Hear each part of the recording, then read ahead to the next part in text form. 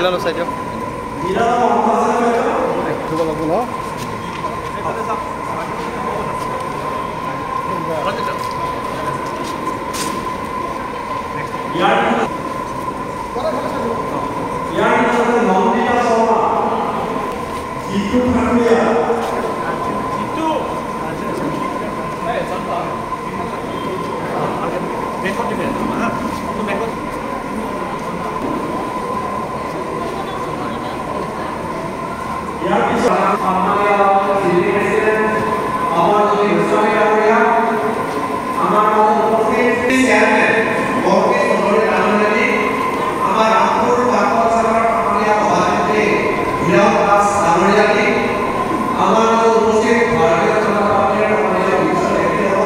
মাননীয় মুখ্যমন্ত্ৰী মহোদয় ডক্টৰ হিমন্ত বিশ্ব শৰ্মা ডাঙৰীয়াৰ পৃষ্ঠপোষকতাত আমি পলাকবাৰী সমষ্টি যোৱা শিতানত আমি 1,72,00,000 টকা অকল আমাৰ বেমাৰৰ সাহায্যৰ কাৰণে আমি আমাৰ পলাকবাৰী সমষ্টিত আমি দিবলৈ সক্ষম হৈছিলোঁ আৰু মাননীয় মুখ্যমন্ত্ৰী মহোদয়ৰ পৃষ্ঠপোষকতাতে আজি পলাকবাৰী সমষ্টিত 220 গৰাকী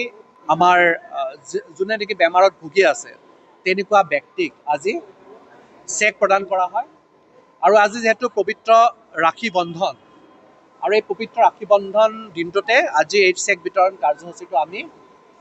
আজি আমাৰ ওপৰহালি চিলাৰায় ভৱনত আমি আয়োজিত কৰোঁ আৰু ভগৱানৰ ওচৰত প্ৰাৰ্থনা জনাইছোঁ যিসকল ব্যক্তিয়ে বিভিন্ন ৰোগত আক্ৰান্ত হৈ আছে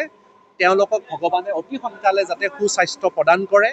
তেওঁলোকক যাতে নিৰোগী কৰে অতি সোনকালে ভগৱানৰ ওচৰত প্ৰাৰ্থনা জনাইছোঁ আৰু যেহেতু আপোনালোকে জানে যে গোটেই অসমতে মাননীয় মুখ্যমন্ত্ৰী মহোদয় এনেকুৱা ধৰণৰ পইচা দিব লগা হয় বেমাৰবিলাকত চ' আমাৰ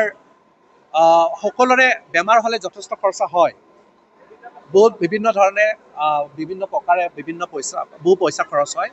আমি পৰ্যায়ক্ৰমে তেওঁলোকক দিয়াৰ ব্যৱস্থা কৰিম যে আজি যিখিনি দিছোঁ হয়তো কোনোবাৰ হয়তো সেইখিনি চাফিচিয়েণ্ট নহ'ব পাৰে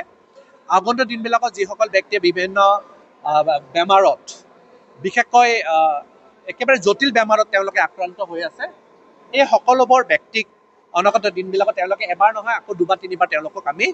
বেমাৰৰ চিকিৎসাৰ কাৰণে আমি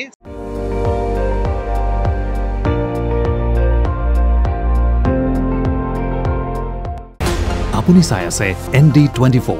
সৰ্বশ্ৰেষ্ঠ নহয় সৰ্বোত্তমৰ দৌৰত।